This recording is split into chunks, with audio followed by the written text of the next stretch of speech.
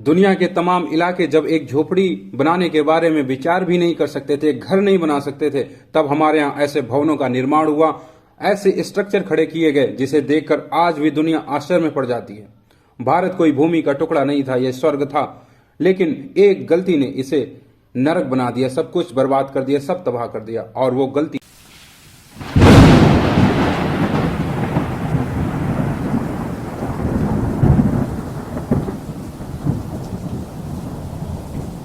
भारत ने धर्म के संदर्भ में जिन ऊंचाइयों को पाया वह दुनिया में कभी कहीं और देखने को नहीं मिलती। अध्यात्म के संदर्भ में, विज्ञान के संदर्भ में जिन खोजों को हमने किया वह दुनिया के किसी भी कोने में कभी घटित नहीं हुई। इतनी उन्नत संस्कृति, इतना महान विज्ञान और दुनिया की सबसे महान सभ्यता हमारे यहाँ थी, और फिर भी आज हम पीछे। दुनिया की तमाम सभ्यताएं जब कपड़े पहनना भी नहीं जानती थी, तब हमने धरती के रंग, रूप, आकार, प्रकार को स्पष्ट कर दिया था, और यही नहीं, ग्रह नक्षत्रों की खोज कर ली थी, और आगे जाकर पृथ्वी से उनकी कितनी दूरी है यह भी स्पष्ट कर लिया था। फिर भी आज हम इतने पीछे क्यों हैं? दुनिया में भारत के कपड़े प्रसिद्ध थे। भारत में जो मखमली कपड़ा बनता था उसकी बराबरी दुनिया में कभी आज तक हो ही नहीं सकी। और आज भारत का कोना कोना यूरोप से छाया हुआ है। यूरोप के सामानों से भारत की बाजारें भरी पड़ी हैं, और हमने आधुनिक भारत में विज्ञान के नाम पर एक साइकिल का निर्माण तक नहीं किया। इतनी उन्नत संस्कृति अचानक से रसातल में कैसे मिल गई, आपने कभी विचार किया? भारत के स्ट्रक्चर, भारत की इमारतें, भवन, मंदिर जो आज भी दुनिया को आश्चर्य में डाल देती हैं, लेकिन वर्तमान में आधुनिक दौर में हमने क्या बनाया, क्या निर्माण किया? आखिर हम इतने पीछे कैसे चले गए, और हम दुनिया में विश्व गुरु बनने का ख्वाब देख रहे हैं, और अपनी हालत कैसी हो गई है इस पर कभी हम विचार नहीं करते। क्यों हो रहा है? यूरोप में वेदों पर रिसर्च करके वो नोबेल प्राइज जीत रहे हैं, और गीता पर रिसर्च करके वो नोबेल प्राइज जीत रहे हैं, और हम बस गीता पर बातें करते रहते हैं। हम चीखते चिल्लाते रहे, नारे पर नारे देते रहे, कण कण में शंकर हैं, कण कण में भगवान हैं, और गॉड पार्टिकल वहां से अटपका हमारी आंखों के सामने। हम सिर्फ बातें कर रहे हैं, हमने प्रयोग और परीक्षण छोड़ दिया। हमारे यहाँ प्रत्येक ऋषि, प्रत्येक सन्यासी वैज्ञानिक था, पूर्णतः वैज्ञानिक था। जितनी भी भारत में खोजें हुई वह ऋषियों के द्वारा की। दुनिया का पहला लोकतंत्र हिंदुस्तान में दिखाई पड़ता है। धर्म खिल रहा था, और धर्म की जमीन पर विज्ञान पनप रहा था। सब कुछ बेहतर था, हम आसमान में उड़ रहे थे। हिंदुस्तान आसमान को छू रहा था, और अचानक से एक गलती, जातिवाद की जंजीर भारत के लोगों के पैरों में पड़ी, और फिर अचानक से हम धरातल में मिल गए। हमारा हंसता खेलता विज्ञान, चमकता धर्म, सब कुछ मिट्टी में मिल गया, और आज हम पूरी तरीके से यूरोप पर निर्भर हो गए हैं। ये सच्चाई है, इसे स्वीकार करना पड़ेगा।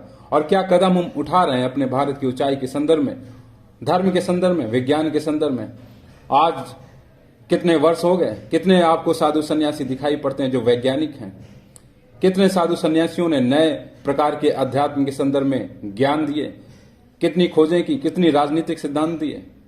वही जो हमारी पुरानी सभ्यता संस्कृति चली आ रही है उसी को बेचा जा रहा है, और यहां से पेट नहीं भर रहा तो यूरोप जाकर योग संस्कृति को, अध्यात्म को, धर्म को, ध्यान को बेचा जा रहा है। ये सब कुछ आपके सामने किया जा रहा है। कितने साधु सन्यासी आज आपको दिखाई दे रहे हैं जो राजनीति पर विचार देते हो, कोई नई पुस्तक को जन्म दे रहे हो, या वैज्ञानिकता उनमें हो, किसी भी विज्ञान के संदर्भ में, फिजिक्स, केमिस्ट्री के संदर्भ में उन्होंने कोई खोज की हो, बताया हो कुछ, कोई आपको दिखाई पड़ता है?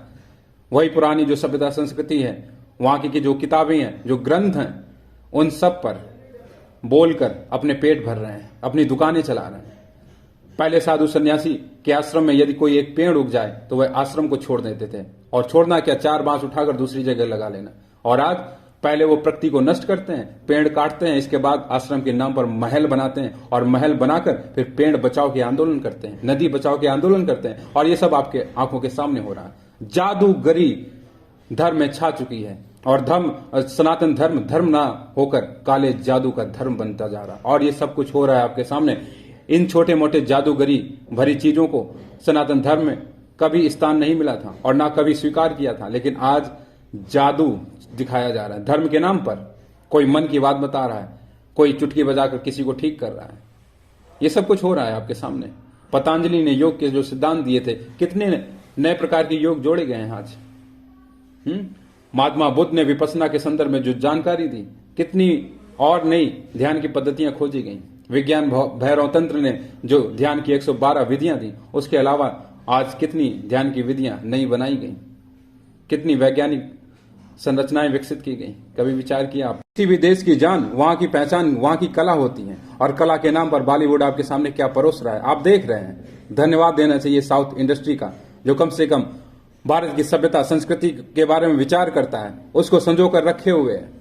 वरना कला के नाम पर क्या प्रदर्शन हो रहा है आपके सामने, वह सब कुछ आप देख रहे हैं। धर्म के नाम पर क्या चल रहा है वह भी आप देख रहे हैं, और हिंदुस्तान को बचाने के लिए क्या प्रयास किए जा रहे हैं वह भी देख रहे हैं। खतरा बाहर से नहीं, अंदर से, अंदर के लोगों से खतरा है। और आज संविधान, इतना खूबसूरत संविधान, बाबा साहब की देन, उसे भी हम स्वीकार नहीं कर पा रहे हैं, उसे भी हम पाल नहीं पा रहे हैं, उसका भी हम पालन नहीं कर पा रहे हैं। जहां पर हमें सिटीजन ऑफ इंडिया पर बात करनी चाहिए, भारतीय होने पर गर्व करना चाहिए, तो हम आज जाति के नाम पर अपना परिचय देते हैं। कोई नहीं कहता कि वह भारतीय है, कोई नहीं कहता कि वह सिटीजन ऑफ इंडिया है, कोई अपनी जाति दूसरी बता रहा, कोई दूसरी बता रहा, और यही जातिवाद अभी तक नहीं मिटा है। और जब तक ये जातिवाद की जंजीर को पूरी तरह से पिघलाकर फेंक नहीं दिया जाएगा, भारत कभी भी पुनः उन ऊंचाइयों को प्राप्त न कर सकेगा। विचार करो, हिंदुस्तान की महान संस्कृति आसमान छू रही थी, तो उसका कारण था कि पूरा भारत एक साथ खड़ा हुआ था। विज्ञान पर यदि काम हो रहा था तो पूरा भारत विज्ञान में लगा था। अध्यात्म खोजें हो रही थी तो पूरा भारत एक साथ खड़ा हुआ था। धर्म के मामले में यदि नई ऊंचाइयों को पाया जा रहा था तो पूरा भारत एक साथ उस पर काम कर रहा था। लेकिन जब से जातिवाद आया तो फिर एक वर्ग ने अपने नाम जमीन ले ली, मंदिर किसी और के हो गए, कुआं किसी और का हो गया, तलवारें किसी और की हो गई, किताबें किसी और की हो गई, फिर वह भारतीयों की नहीं रही। और यही कारण है कि जब जातिवाद आया तो एक वर्ग को किताबों से अछूता कर दिया। किताबें नहीं छुओगे तुम, तलवारें नहीं उठाओगे, ना ही तुम व्यापार करोगे। गुलामी और गुलामी सिर्फ यही तुम्हारी पहचान रहेगी। फिर हम कैसे विचार कर सकते हैं भारत को विश्व गुरु बनाने के संदर्भ में? कैसे हम सोच सकते हैं जब हम खुद ही संगठित नहीं है, जब हम खुद ही अपने आप को भारतीय नहीं कहते हैं? हम जातियों के नाम पर पहचान पत्र लेकर घूम रहे हैं आज। कभी विचार किया है? और कभी तुमने विचार किया है उन तथाकथित साधु सन्यासियों के बारे में जो माया पर विचार दे रहे हैं लगातार कि माया, मोह माया में मत पड़ो, अमृत की ओर भागो, स्वर्ग मिलेगा, नरक हो जाओगे, ऐसे काम करोगे, लेकिन स्वयं माया को पकड़ कर बैठते हैं। माया पर ज्ञान देने वाले आज जो है माया को इकट्ठा करके हजारों करोड़ों की संपत्ति लेकर अपने आश्रमों में बैठे हुए हैं। पेड़ काटकर पेड़ बचाओ के आंदोलन के नाम पर फंड इकट्ठा करते हैं। यही कारण है हमारे पीछे चले जाने के। महर्षि कणाद ने अणु के संदर्भ में जो जानकारी दी थी, यदि हमने परीक्षण किया होता तो 2000 साल पहले हमारा हिंदुस्तान परमाणु संपन्न होता और हिंदुस्तान के झंडे के नीचे पूरी दुनिया खड़ी होती। लेकिन हमने वहां भी प्रयोग परीक्षण छोड़ दिया। अंधे होकर हम भरोसा कर रहे हैं। और किन पर भरोसा कर रहे हैं? जो धर्म का धंधा करते हैं, धर्म को बेच रहे हैं, भारत में बेच रहे हैं, यूरोप में जाकर बेच रहे हैं। यहां से पेट नहीं भरता तो यूरोप तक जा रहे हैं। और फिर आप कल्पना करते हैं कि भारत विश्व गुरु बनेगा। कैसे बनेगा जब नींव ही मजबूत नहीं है? तो उस पर खड़ा किया गया महल कितने देर तक टिकेगा, कितना देर तक चलेगा महल? यदि नींव मजबूत हो तो महल फिर लंबा चलता है, लंबा टिकता है। आज हमें एक भी साधु सन्यासी संत दिखाई नहीं पड़ता जो वैज्ञानिक हो, जिसने कोई नई जानकारी दी हो, जिसने कोई एक ऐसी पुस्तक भी लिखी हो जिसे हम गीता के चरणों में भेंट कर सकें।